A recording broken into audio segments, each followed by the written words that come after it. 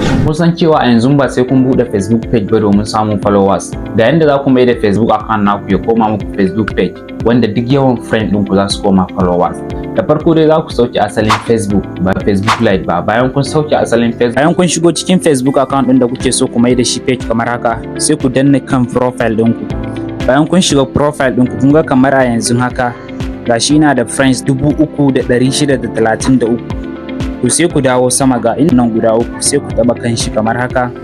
To sai ku zo ƙasa ga nan inda aka rubuta turn on professional mode, sai ku taba kansa. Bayan kun taba kansa sai ku zo ku ƙara taba inda aka rubuta on din nan, turn on. Professional dashboard din ya bude muku. Gashi nan kamar haka yana nuna muku tsare-tsaren shi, sai ku dawo. Bayan kun dawo ku yi refreshing. Ga yanzu account dina ya koma gashi nan ina da followers 3600, ina following mutane 733. So yanda wannan abin yake kenan. Yau jama'a, da fatan kun ji daɗin wannan sabon update, sannan kar ku manta da yin follow, like da share domin samun bidiyoyi mu masu amfani irin wannan. Sai mun haɗu da ku a next video.